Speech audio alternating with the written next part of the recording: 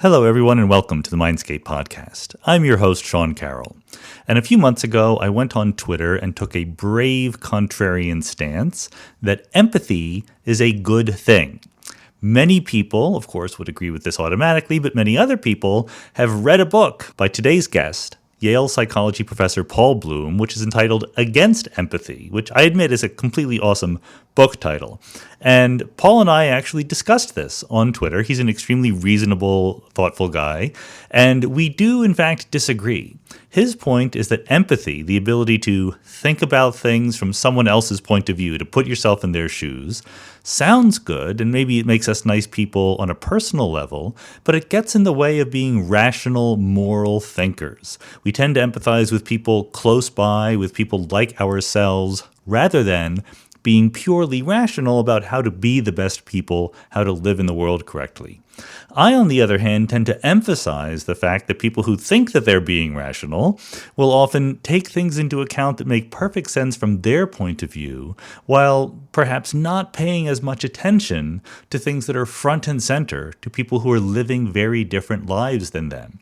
To me, if you're really going to be rational, it is absolutely crucial that you are empathetic, that you try to understand what other people who have very different experiences than you have been going through.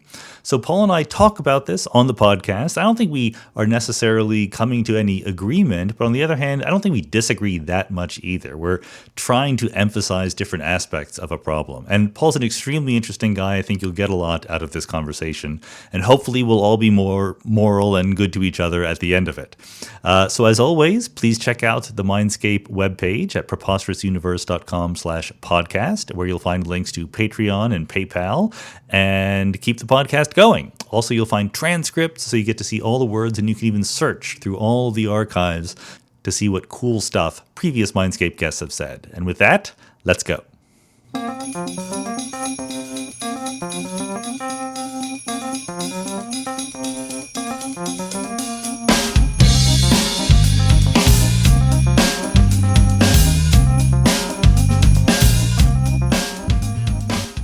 Paul Bloom, welcome to the Mindscape podcast. Thanks for having me here. I want to actually thank you especially because a few months ago, I was having dinner with our mutual friend, Carl Zimmer, who was a previous Mindscape guest. And Carl mentioned that every time he runs into you, you say, like, boy, I was just on another podcast. There's just so many of these things. So I presume that you're quite in demand in this medium. Well, yeah, but there's a couple that stand out, and yours is one of them. Oh, that's good to hear. Good. I know of you through Carl and through your popular books, and so I'm just totally thrilled to be here. And you and I have had a run-in on Twitter, if I remember right. Yeah, if you want to call that a run-in. Yeah, I mean, I've had run-ins. That didn't seem like a run-in from my perspective. It was a nice little chat. A nice little chat, but that sort of sets the stage for us to talk in person. Yeah, that's right. So there's lots of things to talk about, obviously. I mean, psychology is a pretty broad area, and you've done work in a lot of areas. Let me float a hypothesis, and you can either shoot it down or sharpen it up. A lot of your work seems to deal with what we might think of as the boundary between reason and emotion, or almost the battle lines between those two things. Is that a fair characterization? It really is. I mean, particularly my recent work. I've always been interested in how much of our natures are based on emotion and feelings and gut reactions, and to what extent could rational liberation play a role. So this cuts across a lot of my research. Yeah, so what's the answer? How rational can human beings be? I think this is actually a more involved topic than just a simple yes or no answer. Yeah, but I'll go for it. I think we're a lot more rational than most of my colleagues think we are. I don't doubt that a lot of our feelings, our judgments, particularly our moral judgments, are influenced by our emotions. We're often very irrational indeed. Certainly politically, I think politics brings out the worst in us. But I also think we have a tremendous capacity for rational liberation. And in fact, you see this at its best in the sort of your day job in science. In actual science, it shows that humans can, under optimal circumstances, be rational and deliberative and come to real insights about the world. And I would make the stronger claim that we can do this when it comes to morality, when it comes to politics, and in our everyday lives. Good. So this is a perfect starting point for the conversation because as I have grown older and whether or not wiser, my faith in human rationality has only diminished over time. So I'm very happy if you are going to be able to convince me otherwise. Why don't we start just, it's a broad audience from a lot of backgrounds. Most people probably think of themselves as pretty rational. What are the reasons that we've had from psychology and elsewhere to start to doubt that we're perfectly rational beings? It's a good way to begin. There's a lot of sort of striking demonstrations from psychology that we aren't as smart as we think we are. And I think the foundations of this work come from the psychologist Danny Kahneman and Amos Tversky. Right. And Kahneman eventually won the Nobel Prize for his work in economics. And what those two did was put together a really impressive body of work showing that we're highly susceptible to cognitive illusions and cognitive biases. We are biased. We make mistakes. We depart from logical norms, mathematical norms, in such ways that we could often be tricked and people could exploit us. Right. And so there's a lot of those demonstrations, which tend to be sort of more mathematical, logic-y demonstrations, but some of them are quite striking. For instance, one typical one is we radically overestimate the odds of the likelihood of infrequent yet very salient events like terrorist attacks or being bitten by a shark. Right. And we radically underestimate the relative likelihood of pretty frequent events like, heart conditions and dying of a coronary. So that's one tradition.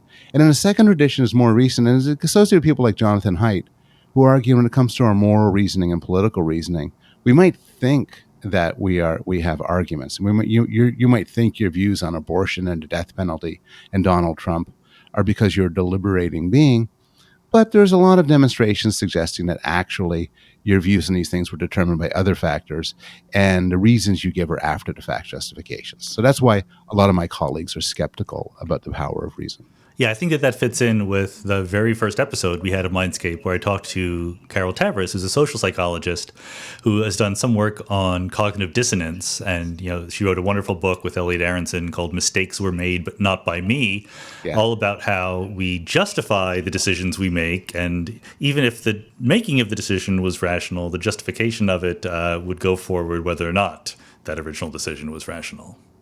Yes, that's right. That's right. And there's all these sort of laboratory demonstrations, everyday demonstrations, suggesting that in some way we don't live our life as sort of comic book scientists, running experiments on the world and coming up with theories.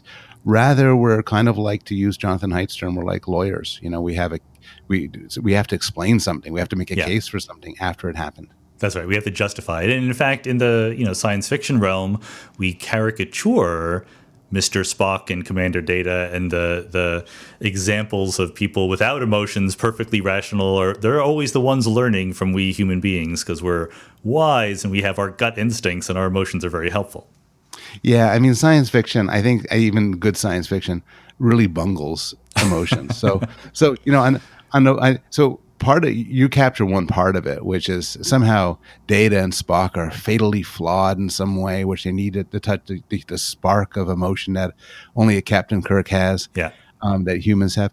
On the other hand, I think that they terribly miss out on the importance of emotions as motivators.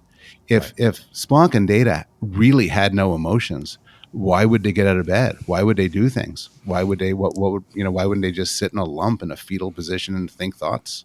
Well, as David Hume said, reason is the slave of the passions, right? We need some emotion to give us goals, and then reason should tell us how to achieve those goals, roughly speaking, right? That's right. And even people like me who want to push the importance of reason would argue that that you need to kick in the pants of emotion. Right. I've argued that we're often much better when it comes to morality when we try to think our way through and not follow our gut. But even I would admit that if we didn't have gut motivations to care about other people, you could come to all the wise moral decisions you want. You wouldn't do anything. Well, good. But I think that is an important fact about the role of rationality is that when we invoke it, it's in the cause of some goal, which arguably is given to us by emotions. But what you're saying about rationality is something a little bit different, I guess, which is you're saying that despite these social science studies saying all the different ways in which human beings justify ourselves and make logical mistakes, you're optimistic about the extent to which we're reasonable. That's right. And I'm optimistic for all sorts of reasons. One reason is we have certain domains where rationality has, proven to be very powerful and very useful. Science and technology being one example. Right. If we really were such stupid creatures and so reflective and so biased, how did we come over time to have such a rich understanding of the universe, of domains that we were not evolutionarily prepared to know about, yet somehow we managed to figure it out? I think more controversially, morality is another domain. We're a lot better people than we were 1,000 years ago. And part of it is, I think, to exercise a reason over time. Yeah, so good. Let's dig into this a little bit because I like doing science first. I think that science is the perfect example that psychologists and philosophers should take care of, because if we can't figure out how science works, then it's hopeless. Like, science is the most straightforward thing that we have. It's much easier than morality. And, as you say, the power of reason has taken us pretty far in science and understanding the world. But then, a lot of people on the streets are not very good at science, right? We human beings need to invent all sorts of tricks and double-blind studies to prevent ourselves from giving in to our biases. So is there any way of quantifying whether or not we're overall rational or irrational? Yeah. In some way, I'd push back a little bit. Science is in some way a very strange domain. I mean, for the reasons you gave, it's very unnatural. It's this bizarre thing maybe we stumbled onto and has turned out to be of extraordinary use. And I think science illustrates something which I think brings together your observation of a man on the street with my pushing of reasoning, which is that reason will flourish in social institutions where it's valued. And often we're sensitive enough to of our own weaknesses that we can intelligently create institutions and mechanisms and procedures like refutation and experiment and blind review and so on that can lead us to do much better. And I think we see this in other domains as well. So, if I'm aware of my racial biases, I could choose to use a procedure like blind review or a quota system or something to override them. If I'm aware that I love my kids more than I love other people and would favor them, I could support a system which bans nepotistic hiring. And Right. so this is sort of a very human story where we have these weaknesses, but we're also smart enough to think our way through and override them. And science is this great example of how people manage to do that. Yeah, no, I think, part of it maybe is not that there's any disagreement or even difference going on here, but just a choice to emphasize one thing or another, right? Like, in some sense, we are burdened with some level of irrationality, but we are blessed with enough rationality we can overcome that when it's really helpful. That's right. And then where you draw the line and the emphasis you put on things, matters a lot. So a lot of my colleagues emphasize the irrationality of our political behavior, our voting behavior. My temptation is to be sort of more skeptical about these claims of irrationality and argue, for instance, that a lot of people's political behavior seems irrational because psychologists miss out on the fact that people aren't actually aspiring towards the truth. If I really support the Red Sox and I cheer them on, and you just say, well, that's not rational, they're not favored to win, you're kind of missing the point. My cheering them on is not, this objective assessment where being right matters. My cheering them on might have to do with the community I'm with and who my friends are and who I want to support. And that seems to be very compatible with what I've read about political allegiances, right? That a lot of times, even if we're asked factual questions, we give answers because in our minds, subconsciously or consciously, those are the right answers to give given our political side.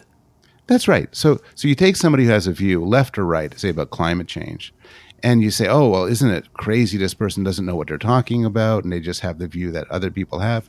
But your average person doesn't have much stake in being right about climate change or any one of the other political issues. They have very little say in what happens. Whether I have the right view or wrong view will have no influence on my life or anyone else's life. But it will matter a lot for my friendships and my relationships if I hold a certain view. And so I think people think of politics, maybe not unreasonably, as akin to sports. And so they cheer on their team. They boo the other team. For a while, I'll take one example. Years ago, there was a lot of polling that found a lot of Republicans said they believed that Obama was born in Kenya. Right. Turns out there's actually polling where they've asked people where was Trump born. And a lot of Democrats say Trump was born outside the United States. I had not heard that one. Okay. And I think what people are saying is, they're saying, I haven't studied these issues. I'm saying, boo Obama, boo Trump. Right. And there's even studies where if you offer them a nickel for getting the right answer, suddenly their answers change, right? Exactly. When you shift the incentive structure and make it that it's actually for once important to be right, then people start behaving differently. And I actually think when it comes to local politics, people are much smarter. They might vote their self-interest, but they're actually genuinely curious and engaged in the facts because they matter. Whether or not you put a stop sign on a corner or you put in sidewalks or you pay more for snow removal, well, that's the sort of thing where it actually does matter to my life and my views do matter. And then I become more aligned to the truth. But let me see. I've read, I think, most of Kahneman's book, Thinking Fast and Slow, which is one of those wonderful books that once you read it, it changes the way you think about the world. It's brilliant. And the impression I get from it is that, not being a trained psychologist, I think a lot of us have a vision of a human being, or at least ourselves, as, like it or not, a little homunculus inside our brain, right? Pushing around the levers to make us do things. And that's not a very good picture because what's inside the homunculus's brain. But right. the more psychologically accurate picture is that there's lots of competing sub-processes going on, and there's lots of heuristics and shortcuts and commonsensical rules of thumb that we use rather than using the full force of our reason to get a right answer and then give it in a single unified consciousness. I think that's very much right. Though Kahneman himself has long defended a view that says that there are two general systems, and each system probably is composed of many systems. So one system is what you're talking about now. It's a series of gut instincts and emotional responses, heuristics and biases. But the second system is a deliberator, is a slow, careful reasoner. Right. And much of life we use the quick emotional system. In fractions of a second, we make judgments. We let our biases go, but we can slow it down. When given a puzzle, a bat and a ball cost together $1.10. The bat cost 10 cents more than the ball. How much does the ball cost? Right. Have you done that one? No, but I could do it. I've read the book, right? So I know how to slow down and get it right. I realize under this pressure, I probably mangled the example, but there's all sorts of things like that where there's an immediate answer, and then there's a slow and reflective answer. That's right. Yeah. And to get back to what you were saying before, people do differ. There are people who are very reflective in their lives, and people who tend to go more for their gut. But I think that which one you are depends in part on your nature, but also depends on the environment you're in and your upbringing and so on. But this illustrates that in addition to the sort of hodgepodge of heuristics and biases that you're talking about, there's also something else in our heads that's closer to an ideal reasoner, at least in principle. Well, right. So in this picture, Kahneman, I think if I'm getting the numbers right, it's system 1, which is all the heuristics and biases, and system 2, which is the deliberator, the cognitive part. What you're trying to say that we're more system 2 than we give ourselves credit for, or that system 2 is more powerful when we choose to use it? Both. Okay. Both. And I think system 2 is a really important part of the story. Psychologists like to say, look, people make all sorts of dumb mistakes, and we talk all about these dumb mistakes. Yeah. But so one example I saw is that I think it was Burger King opened up in response to the Quarter Pounder, they had a third pounder. Yes, I see this one. And then the idea was nobody bought it because they figured that a third pounder must have less meat than the quarter pounder because 3 is less than 4. Yes. So, we love that stuff. So we but here's what we're missing. We're missing the fact that I could tell it to you and we could laugh about it because there's another part of ourselves that knows that's a mistake. Right. And so we're put in kind of the odd position of almost laughing at people and ourselves for our stupid mistakes and forgetting about the fact that we know they're stupid mistakes. Yeah. And this is not a minor problem. I think our psychologists' focus on the irrational has left us largely unprepared to explain things like moral and scientific and social progress, Right. which often work on deliberation.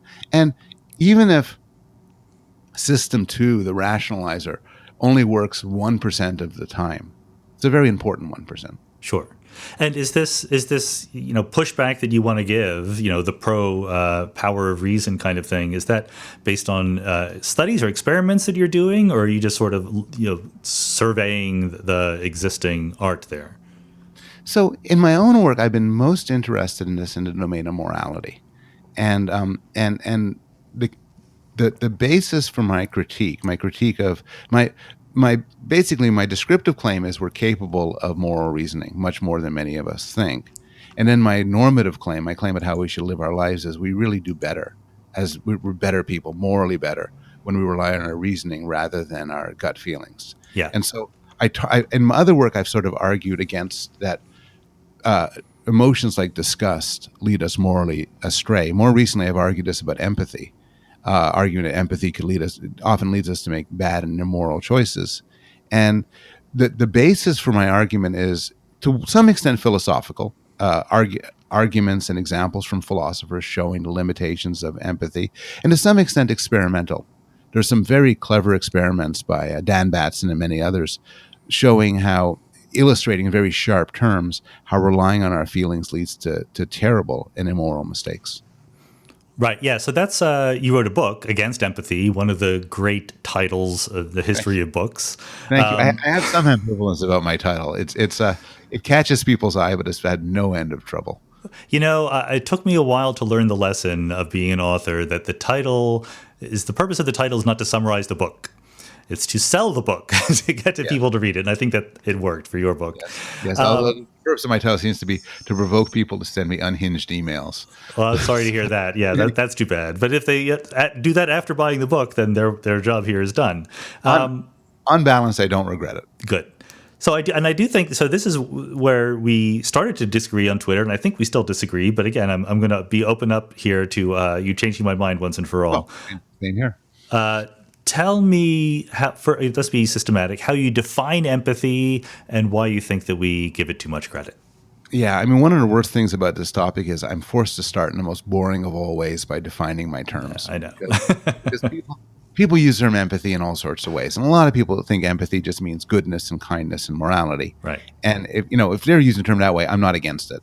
And I'm all in favor of being good and kind and moral. I'm meaning in a reasonably narrow sense, but it's how a lot of psychologists and philosophers use it, which is getting in another person's shoes, feeling what they feel, seeing the world through their eyes, feeling their pain. And this seems like a very good thing. And there's all sorts of examples where it could be a good thing. But the problem is when you come to your moral views and your moral decisions based on zooming in on through the perspective of another person, several things happen. For one thing, it's very biased. I'm much more likely to feel empathy for you, a fellow professor, maybe same age, same ethnicity, than I am to feel empathy for somebody who is a different color skin or a woman or lives in a far-off land, speaks a different language. So there's that kind of bias. I'm more likely to feel empathy for the attractive than the ugly, for the safe than the scary. Empathy is innumerate. And so empathy draws us to the fate of the one, but leaves us neutral or ignoring the fate of the 100. And just to kind of wrap it up, because empathy is sort of so biased and can be focused, it's often used as a tool for what I think is our unpleasant ends. Last night, our president gave a speech to the nation where he argued for a border wall. Now, putting aside it's not a topic for here whether the argument is a good one or a bad one. But putting that aside, what you'll notice is Donald Trump uses empathic arguments all the time. He Sure. talks about victims. He talks all the time about victims and people who are murdered and people who are raped. And this is a tried and true method to generate animosity towards a group. So when some people think of empathy, they think of charity. I tend to think of war. Yep. Empathy is just used, can be weaponized and often is, and certainly is in these times. Yeah, that actually harkens back to a podcast I did with Yasha Monk, where he talks about the word populism. And you might think that populism would be a good thing. We have a democracy. You should do what the people want. But in practice, populism is all about defining some people as not the people, right? As outside the set of people who really matter. I think that's right. I think there are all sorts of things that feel good. But if you look at how they're used in everyday life, they have terrible ends. Yeah. And again, this might end up being one of those things where, in fact, we're in complete agreement, but are just choosing to emphasize different things. But let's play that out and get it on the table. So I think I understand your argument. And in some sense, much of what you say is just obviously true, right? I mean, clearly, we are more empathetic for people who are like ourselves, and therefore that causes trouble. Is it safe to say that what you would like to emphasize instead of empathy is a more strictly rational approach to morality? Yeah, I think that there are always going to be. I'm not pretending that I have the solution to moral problems. I don't know whether I'm utilitarian or deontological. There's a whole lot of problems I'm not pretending to solve. But when we rid ourselves of making decisions based on empathic pull, it leads to changes in our moral judgments that I think everybody would agree are better. I think there's nobody who would defend the idea that an attractive person's life is worth more than an ugly person, or that one life is worth more than 100. So yeah, my claim would be that the alternative to empathy in that regard is thinking through, realizing what your moral goals are, and trying to figure out what's the best way to achieve them. Okay, good. So two concerns or two thoughts in my mind. First is I can't help but think that the problem that you're raising is not that we have empathy, but that we don't always do it right, or almost that we don't have enough empathy for the right people, right? Like if it's true that I have a lot of empathy for a small child drowning in the pond that I'm walking by, and I don't have empathy for starving millions of people in Africa, then wouldn't an alternative, different strategy just be, well, train yourself to have more empathy for the people who are in Africa? Yeah, I think that's very reasonable. There are two issues with it. One is I think there's some problems with empathy, which really are intrinsic to empathy. So empathy, by its very nature, zooms you in on single individuals. So empathy is not a mental system that deals with numbers. And to the extent that some moral judgments should deal with numbers, that 1,000 lives are worth more than 10, empathy leaves you silent. In fact, it's kind of worse because empathy prioritizes a single individual you zoom in on, and at the expense of faceless individuals who you don't. Now, you could imagine, if God tried to make decisions through empathy, and God could empathize with a billion creatures at the same time, maybe it would be less of a problem. Yeah. But we're limited, and empathy is for us a spotlight.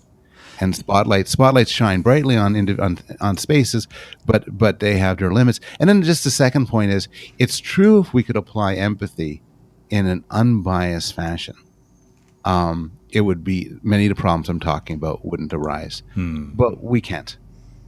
It's sort of like I said. Look, you have to decide on a graduate student or a new faculty member to hire. Just choose the one you like the most, but try to make it so your liking isn't biased.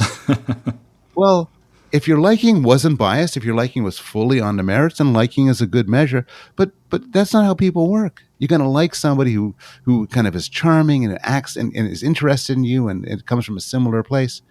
So a better system is trying to make it so that you don't use liking, use more objective criteria.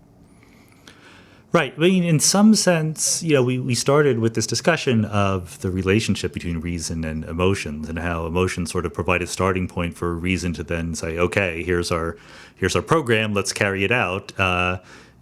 Couldn't there be a similar situation with empathy, where empathy gives us a starting point, and then reason takes over and says, well, wait a minute, it's a little bit unfair just to be empathetic with this person. Let's take the thing that we started with and be more rational about it.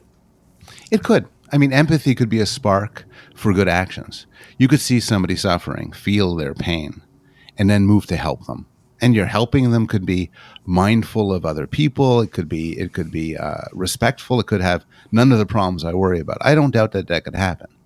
On the other hand, you could feel empathy for a group of people, and it could lead you towards violence towards another group of people. Yeah.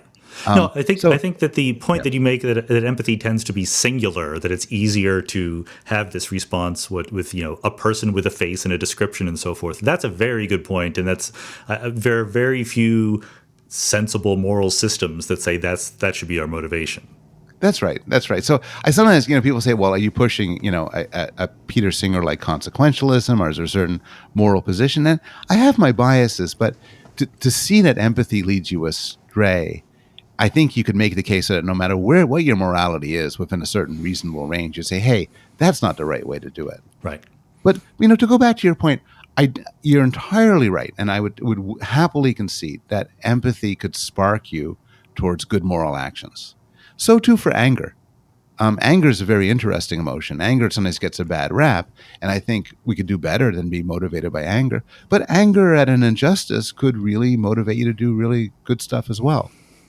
I think in general, though, I try to push the subtitle on my book, which is less in your face than the title, is the case for rational compassion. Right. And I think, what people call compassion, a general desire to improve people's lives, I think that's a better motivator than either empathy or anger or disgust or shame or guilt. But again, I don't disagree that I can think of all sorts of cases where empathy, as well as anger, disgust, shame, or guilt, led to good action. Yeah, no, that's perfectly fair. It doesn't. I don't want to say it doesn't matter, but there's all sorts of starting points for good things that we can get to. That's right. I mean, suppose you and I probably don't like racism very much. Racism is bad. Yeah, that's an official Mindscape. That's right. We'll leave this. We're not going to edit this one out. So racism is bad, but it's a trivial exercise to think of cases where racism could have a good effect.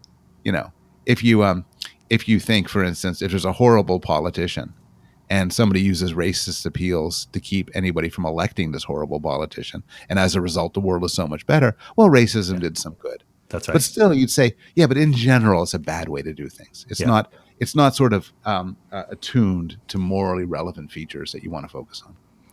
Good. This is very clarifying. I think that, there certainly is a lot of truth here, and the connotations of the word empathy are just so positive. I mean, this is why Against Empathy is such a great book title, right? That it deserves a little bit of pushback just so we can, even if it's only to think of it properly overall. I think it is. It goes back to what you started with, which is I kind of want to make the case for reason and against emotions. And in other work, I tried to argue that, look, disgust is a very unreliable way to make moral decisions. But what I found was everybody agreed with me. I mean, sort of liberal milieu of people who read these kinds of books, and I hang out with it. Oh, that makes total sense. Yeah. So I want to say, well, what sort of emotion would you think would be good? And I can make the case that even for that, you're better off with more rational approaches. So that brought me to empathy. Right. So let me get on to my second point then, which is actually where we started on Twitter, because I tried to make I forget exactly what I said, but I think the point was that empathy is a crucial part of rationality in a very real sense. And so this is what I really want to get your opinion on, because I don't think that we quite got there on Twitter. Yeah. Because I am skeptical about human beings' ability to be rational, but as a trained scientist, I know that we can get there by using, tricks and strategies to make ourselves seem more rational. I think that one of the most important tricks and strategies is the need to try to empathize with people unlike ourselves. And what I see over and over again in people who are well, self-described as extremely rational, and to be fair, often are rational, but they're choosing to look at certain things going on in the world and just not paying attention to other things going on in the world. And I would argue it's because they are very different than the people that's happening to. So they just discount these bad things. I just this morning read an article in the Paris Review by R.O. Kwok about, how difficult it is for her to read novels by male authors describing female characters because they just don't get the fear that women live in walking down the streets at night by themselves. And I think that one of the major tricks that a person trying to be rational should use if they want to get a theory of morality and justice and how to arrange society is doing everything they can to empathize with people very unlike themselves. Yeah, I think there's a lot of truth to that. And that kind of brings us a little bit into different senses of empathy. So one sense of empathy isn't a matter of feeling what another one feels. I actually think, among other things, we're not very good at it. So for me to say to a woman in that position, for instance, who, I could really get to understand and feel what it's like to be in your situation, seems arrogant. Mm-hmm. But I do think, and I think you're right, I think we should make an effort to try to understand the lives of people very different from us. It makes us better people. It makes us understand the world more. It's fascinating. I mean, so much of the best literature and movies and books is the exhilaration of trying to understand a world different from your own. Yeah, I think, but I want to be a little bit further than that. I think that because as a scientist, as a physicist, I know all of the strategies that we use. Like when I had Kip Thorne on the podcast, we talked about this fact that the LIGO experiment that detected gravitational waves, they had a whole protocol by which a little subcommittee would inject fake signals into the data. And then the entire rest of the collaboration would have to pretend, well, they would not know whether it was a real signal or fake. So they would analyze the data, write a paper, the whole bit, because that was the only way to be fair. And I think that, likewise, when we're talking about, racism, we all agree racism is bad, but there's lots of people who think that racism is basically over, that there aren't really bad effects from racism. And I think that those people, whatever conclusions they reach, they have an obligation to really try very, very hard to make sure they are seeing things from the perspective of people who are suffering from racism. And that seems to me to be the definition of empathy. I would agree with that, but I think it's important to get the causality right. So it's not like I'm a guy who just doesn't care about other races. I just care about myself, and I think there's no problem with race and so on. No, and then, I mean, in case example, and then I somehow find myself empathizing with somebody from a far off land or a racial minority in my community, and that expands my moral circle. I don't think that's actually how it happens. I don't think we find ourselves almost by accident empathizing people whose lives are very different from ours.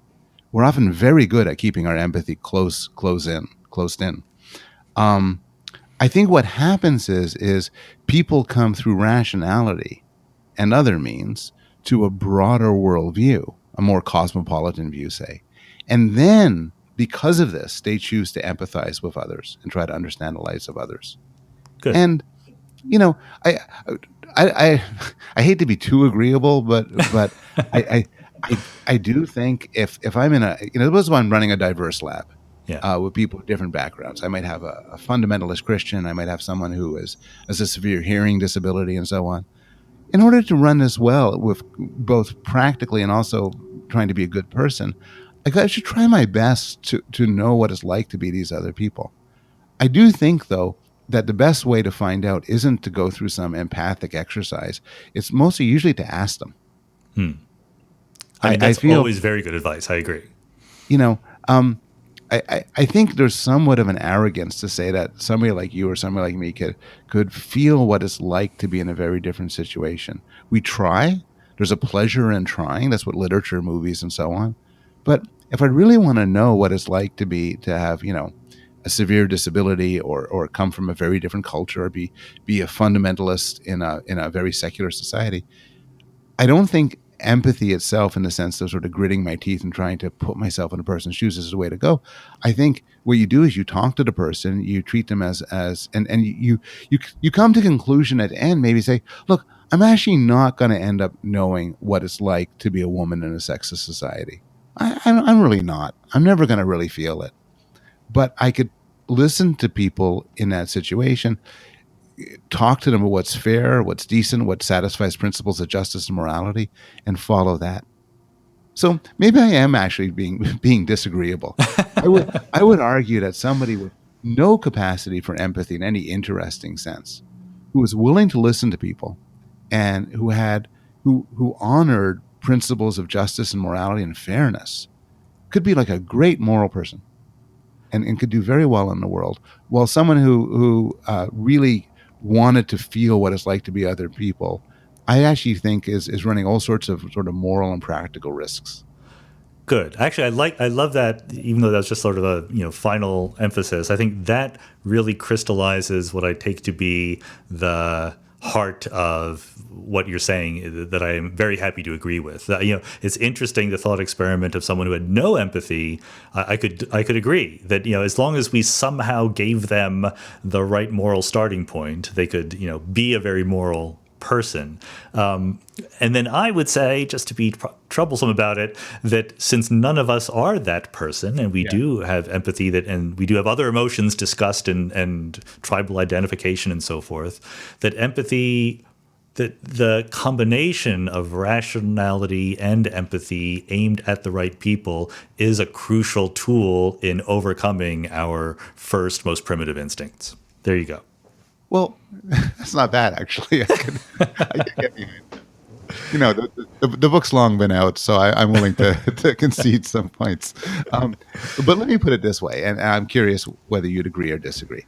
I think that, suppose you are, just take the example that we're both familiar with. You're running a large and diverse lab with a lot of people, or a department or something with a lot of people. I actually think high levels of empathy are more likely to be a hindrance than a help. They will do good in exactly the way you're talking about. It'll give you the person the possibility of feeling what it's like to be somebody who's very different from them. But as it's typically utilized, the person of high empathy will just feel a lot about the fates of people who standardly elicit empathy.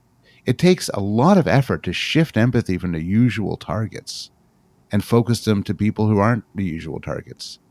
It's like any sort of bias. There's this underlying bias towards the familiar and the friendly and the people like you, that mean that people of high empathy, I think people with high feelings in general, will just naturally direct these feelings towards those who are like them. Yeah, they have the capacity to do otherwise, but 90% of the time they'll be zooming in on that person who was just like them when they were in graduate school. Yeah. And how could you not understand that person's struggles and difficulty? Well, there's this weird person in the corner with the funny clothes and the funny accent. I can imagine what it's like to be them, but it's a lot of work. Good. I think at this point we're slicing the bologna of our differences very thinly, and most people get it. I mean, you want to correctly, I think, point out that giving into the empathy that we naturally have can lead to just as many deleterious consequences as good ones. I want to emphasize the fact that trying to have empathy for people unlike ourselves is a useful corrective. Good. People can choose their own balance there. We could have a Twitter poll. Yeah.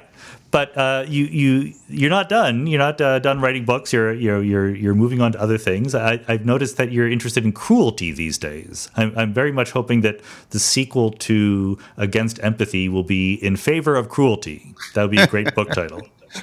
Leaning into the contrarian part of yourself. I'm actually quite against cruelty. Oh no! But I will satisfy your appetite for the controversial. I have heterodox views about dehumanization.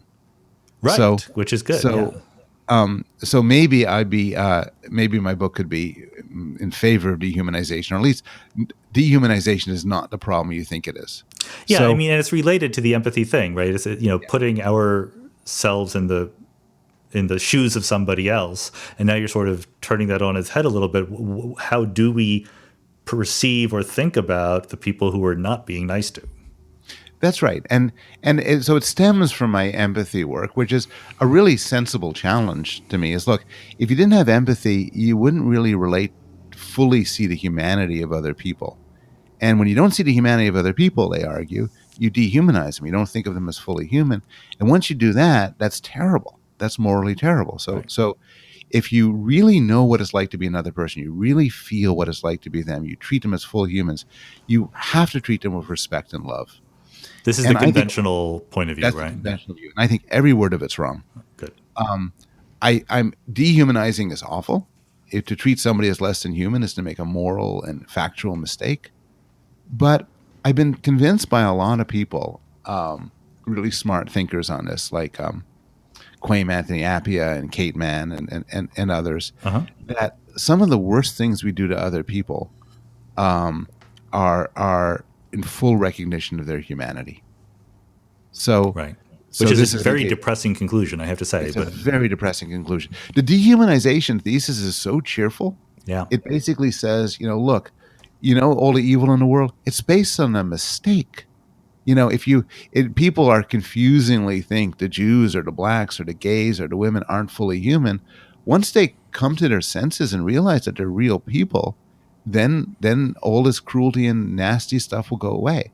It's so cheering, but I think when you look at atrocities and everyday violence and cruelty, often it's motivated by a full appreciation of others' humanity.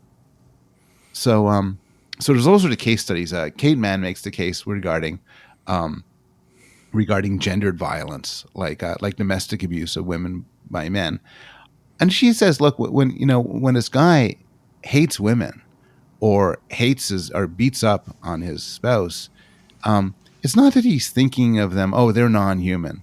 yeah. They're just things. They're just objects. If you thought that, why would you want to make people suffer? Why would you be so angry at them? Rather, he's responding in the way one responds to people. People could be a source of delight and love and transcendence, but people could really make you mad. If I wanted to make you suffer, well, the way that would happen is if somehow I felt you were humiliating me, or you had done some horrible moral wrong, or you were this deep threat to me, all very human things. Hmm. Well, if I thought of you as just an object or a machine or an animal, well, then maybe I wouldn't treat you kindly, but I'd have no interest in hurting you.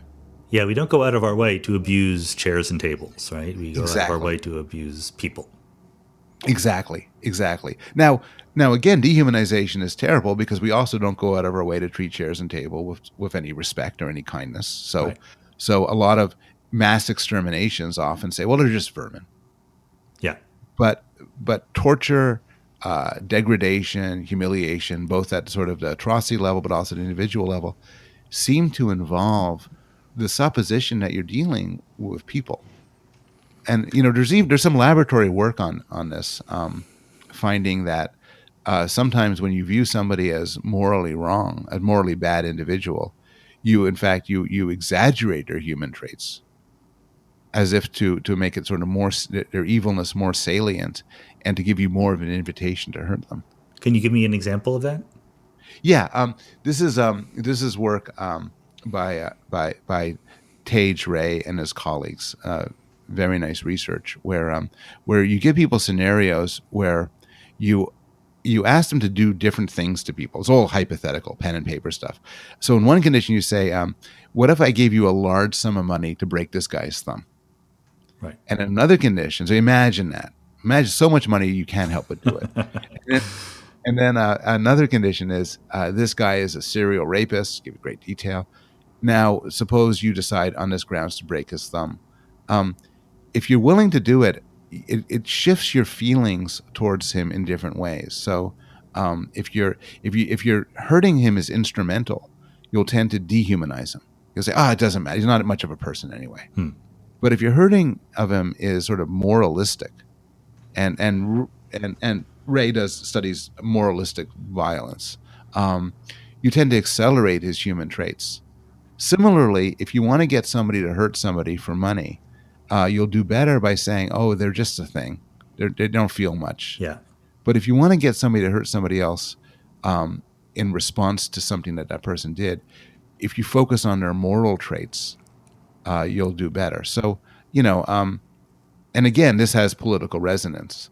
Think how you would act if you want people to lash out at immigrants, what you would say about immigrants.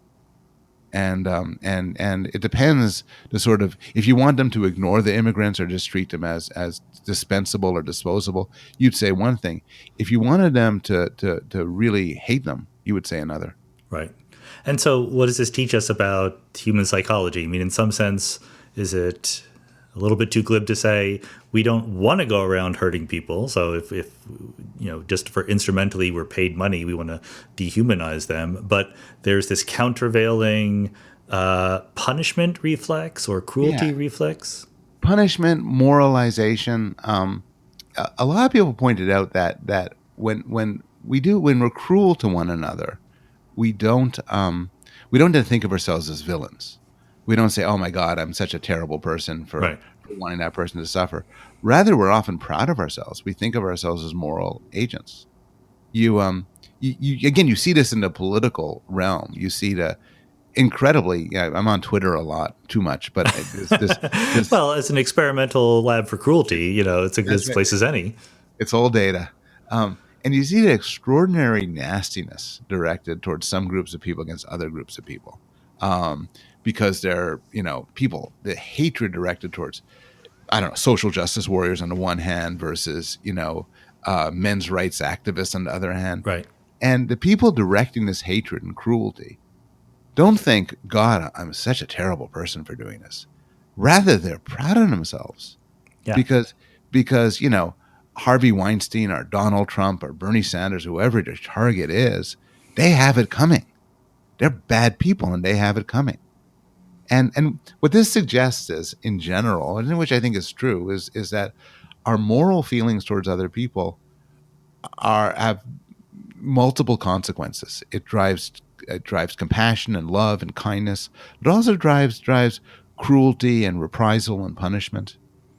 And so, seeing somebody as a person has all sorts of consequences.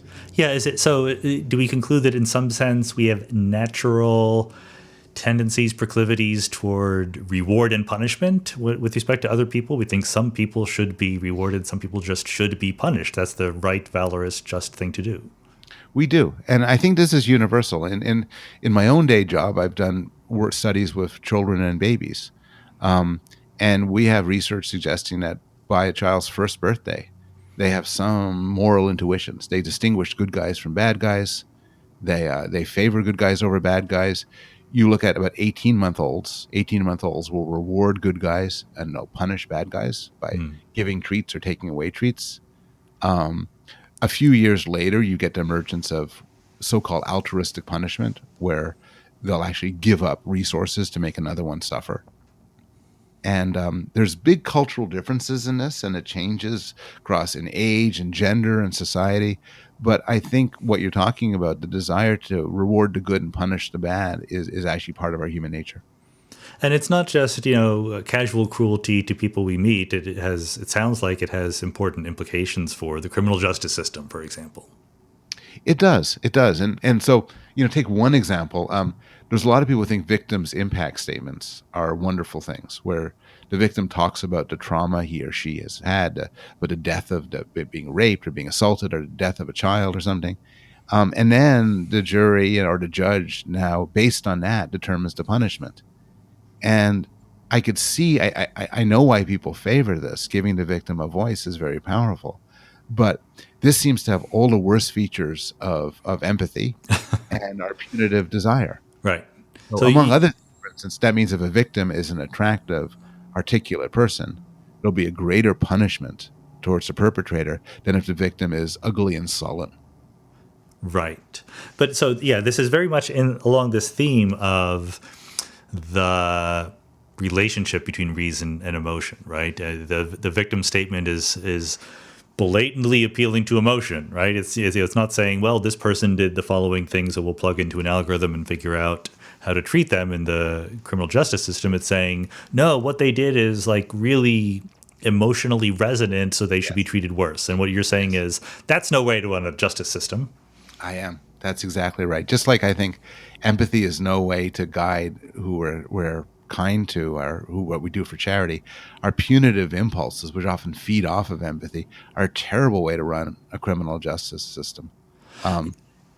For all sorts of reasons of bias, depending on who the individual is, but also because the question of how much something offends our gut is actually not a really good way to decide how to mete out punishment.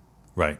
And I think here I'm more or less completely on board. I think the anti-cruelty is an easier sell than the anti-empathy bandwagon. But just for purposes of conversation, let me push back a little bit. We did start by saying there is this relationship between emotion and reason. Isn't there something to be said for letting some of our emotional resonance into our decision-making process, even if that emotional resonance is this person is bad, they should be punished, they should be treated badly? Yeah, I think it's sort of a question of where and when. I don't think much of the claim, and I don't think this is what you're arguing for, that because of our emotions about somebody who did a horrible crime, prison rape becomes this amusing matter to us, where the idea of somebody being raped in prison is a source of amusement and pleasure. I think that's sort of allowing us to exercise the worst aspects of ourselves.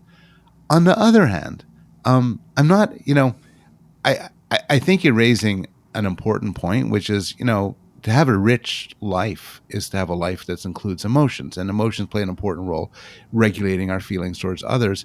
So I'm not against being biased towards your friends over other people, your family toward other people. I'm not against feeling empathy for those you love in sort of intimate, personal ways. And I'm not even against some degree of retribution or punitive aspects, towards people in everyday interactions. If you write a savage review of my book, we are human. String them up. Well, okay. Well, you said that, but yeah, that's where I've had book reviews. I know what it's like. That's where I go. For a little while, you could exercise the fantasy of proportionate response. Yes. Well, can we learn anything? Good. So there's a realization that an element of being cruel comes not from dehumanization but from humanization. Is that actionable intelligence? Can we learn to be less cruel people by appreciating that fact? I think so. I think in general, I tend to often be quite skeptical about what psychology tells us about how to live our everyday lives. But I think this is one case where simply knowing it makes a difference. And this comes up in cases. It actually has come up in issues of international relations, where it used to be thought, for instance, that if the Israelis only knew what it was like to be Palestinian, the Palestinians only knew what it was like to be Israeli, then peace would reign and so on. And there's been sophisticated psychologists that have looked at this and often find that increased intimacy and understanding of other people's minds and what goes on in there often makes things worse and not better. Yeah. If you really know what it's like to be in the head of somebody who hates you, then it's not a good thing. and maybe treating them as a little bit less of an individual and more as a problem to be solved and a negotiation partner is actually better off. I think it teaches us in general to be a bit more cautious about the idea that getting close to another person will make us kinder to them. Well, and I certainly do think, having had some conversations about the nature of morality and justice and things like that, plenty of people are willing to just stop being rational about these things and say, no, that's just wrong. That's just right. I don't need to justify it anymore. And I'm certainly on board in taking moral behavior or just behavior as being subject to rational analysis, just like everything else. That's right. And it's complicated in all sorts of interesting ways. For one thing, I think in the end, you were talking this when you talked about Hume at the beginning, there's going to be some moral intuitions, just like there's going to be some scientific intuitions that are sort of rock bottom. If you don't agree with me that hurting people is wrong, it's not clear we have much more to talk about. Right. But if you say to me, well, we gotta have open borders, and I say, oh, why do you think that? And you just say it's a fundamental moral view, and stomp your feet. Well, that's not very productive. Yeah. And It I think doesn't sound like something that should qualify as a fundamental, even if it's the right view, whether or that's right. not it's not That's right. fundamental. It should be derived from something a little bit more That's right. I mean, basic. I've had arguments about charter schools Yeah. where somebody said this is a fundamental moral position. And I say, what really? Uh, and in some way, if you think of the function of political and moral arguments, sometimes when people do that, it's not that they appreciate that you could actually argue about these things. What they're saying is it's immoral to do so. What they're Yeah. saying is actually, given the kind of person I am, I want to be seen and see myself as somebody who draws the line here. Well, Uh, you noted earlier that you were not trying to take a certain stance toward what is the once and for all correct moral theory, right? But can I just ask, just for contextual purposes, would you qualify yourself as a moral realist? Do you think there is ultimately right and wrong, or is it more constructed by individual people and societies? yeah, I'm definitely a moral realist. I Okay. think that there are facts of the matter as to what's right and what's wrong. Now, I don't think moral truths are the same as physical truths. I think Right. if there were no people, there'd be no morality. If people were constituted differently, our morality would be differently. But given how people are constituted, I think there are things you could say are moral truths, or at least moral universals. Yeah. So, there's a lot of philosophy here. Some of it that goes meta ethics. Some of it goes over my head, but I would think that there are you could point to another culture of humans and say they're doing things badly. And if they came up to you and said, "Well, we agree, we've all of us, we like slavery or we like the oppression of women," I think one could say, "Well, you're just mistaken. If you thought harder, you'd realize you shouldn't be doing things that way."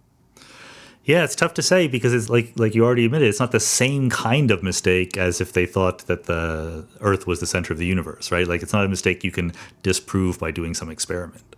That's right. That's right. So it is harder. You can't just say, "Well, if only you had better telescopes or paid more attention or thought things through, you would simply know this." On the other hand, and here I'm kind of borrowing an argument from Sam Harris, who I don't fully agree with on this, but his argument strikes me as good, which is because they're human, you're human. You guys share certain premises. Let's say that unnecessary suffering is bad, and you could sort of, if you spend enough time with them and they're rational, which they would be, given enough time, you could persuade them the way you're doing things, say slavery, doesn't work. It doesn't respect people what you think should be respecting. It doesn't maximize what you think should be maximized. So I'm not like coming in as a 21st century American saying you're doing things wrong by my lights.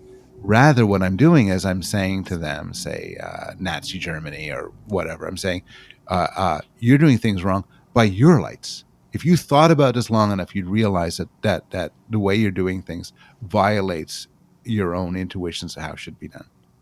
Yeah, I mean, we're not going to solve this here, and it's a little bit off topic, but I just need to get in my disagreement with Sam about exactly this point, which is I think it's kind of it might very well be true, and as a matter of practice, I'm very willing to believe that it is true, that I can reason with very different people doing very different things on the basis of common moral intuitions. But I think it's a huge mistake to then leap from that to say we need to be more realists. We don't need to be more realists. We just have to find that common ground and reason from there. And I think that as a matter of ontology, I'm not a moral realist. I think that we can just accept the reality that morals are constructed by human beings and go from there. For the purposes here, I will agree with that. Yeah. The moral realism is another step. Exactly. That's right. And I'm tentative about making that step. But at the same time, you had sort of asked whether I'm a moral realist or moral relativist. Moral relativism is typically associated with the position that, well, if enough people within a society are happy with some way of doing things, then that's fine by them. And you and I are both universalists in a sense that we think there's a fundamental human nature, so some groups can do it right, some groups can do it wrong. That's enough for me. Yeah, we're not, like I said, we're not going to get. I'm not even a universalist. I'm a constructivist, but that's okay. It doesn't make any difference to how you act in the world. Is what is Okay. my only point right now. As long I as we do. can disapprove of other people. That's right. Those people, boy. Until I have them on the podcast, and then they'll get their say. But speaking of Sam, you wrote a very provocative. Just to wrap things up, you wrote a provocative little piece with him about robots and artificial intelligence. Let's start torturing the robots. Is that a bad thing? Should we extend some of the considerations we've had here to non-biological intelligences? Where do you come down there? It was a hugely fun article with Sam. It grew out of actually a podcast discussion I had with him, and it was focused on Westworld, the example of Westworld, which was showing at the time we were talking. We were both watching it, and I'm sure you know, but some people don't. The story of Westworld, originally a movie, then an HBO series, is in the near future they create this wild Western fantasy which you could visit, and it contains incredibly realistic robots who are indistinguishable from people, and some of the guests take advantage of this to kill, to rape, to torture, and so on. And because they're just robots, right? Pardon me? Yes, that's right. Because they're just robots. Who cares? That's right. And so you describe it was a fun article to write. It was surprisingly uncontroversial. You never know, but what we said is you shouldn't do that. You shouldn't rape and torture and kill robots like that. And our argument was twofold. One part of it was that you don't know, they might be conscious, and if they were conscious and could feel pain, then you definitely shouldn't do that for the same reason you shouldn't do it for a person. And then the second part of it is, even if you can know for sure that they weren't conscious, it seems likely to us, at least, that doing this to things that were indistinguishable from people would affect your relationships with people. So it's like Kant's position about being cruel to animals, which is, he thought animals, there's nothing wrong with being cruel to animals, but said if you were, it would make you cruel to people. Right. I mean, these are two very different arguments that you're presenting. Different. So the first one, I take it is not very controversial.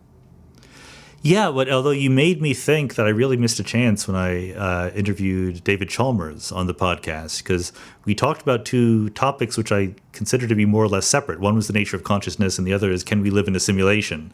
And he thinks that consciousness is not reducible to the physical, that there's some mental properties over and above physical properties, but he also believes that the things that happen in a simulation are just as real as things that happen in the so-called real world. But I didn't quite prod him on whether or not there was tension there. If I simulate an intelligence, but without the consciousness, awareness properties that we human beings have, is it still torture to to do bad things to it? And I think you're going to be pretty down to earth and say, sure, it's just as bad.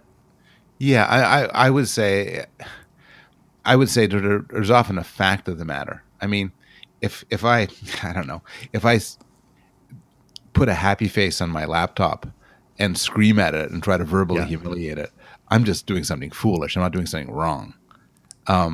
But same if I yell at my Alexa or my Siri, which many people do.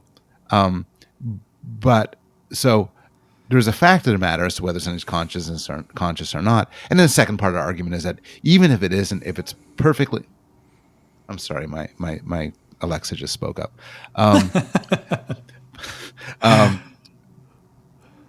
There we go. The even if it's not conscious, it would still be bad. And this is kind of a funny argument for me to make, because I think that the claims that violent video games make people worse and violent to humans are actually mistaken. There's so little evidence for it and so much evidence against it. On the other hand, if you could go and beat a child to death with your hands, knowing it's not a child but a machine that's indistinguishable from a child, what would that do to you? And I think the answer is nothing good. Well, and I think that Westworld is a wonderful example to use, but I think that it's very realistic that in the very short term, this kind of problem is going to show up, right? I mean, we have sex dolls that are looking very realistic.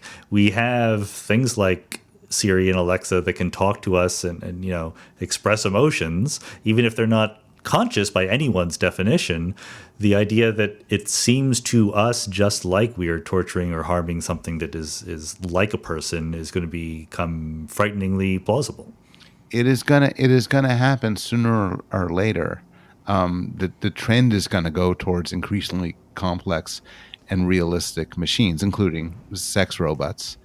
And what seems like kind of a fun, goofy science fiction example now could be quite serious in a decade now. I mean, what would you put an estimate on how far we are from a machine that's indistinguishable from a person? I think that it's a great question, and it depends a lot on how careful you are about distinguishing. I think that we're not that far from machines that you could be tricked into thinking you're human if you didn't try that hard, right? I think we're there. I think that there's been these artificial intelligence programs that can do call center kind of things, and ordinary humans don't tell the difference. But if you really put your mind to it and trying to give them the Turing test, then they would still. I think we're still very far from being able to pass that. I think so too. I think it's much harder than people say, and I think it just maybe possibly as with self-driving cars, it's the last 5% that's going to kill us. Yeah, that's right.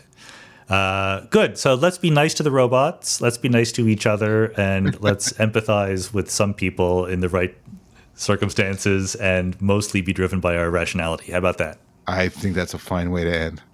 All right, Paul Bloom, thanks so much for being on the podcast. This was very helpful and a lot of fun. Thanks for having me. This was great.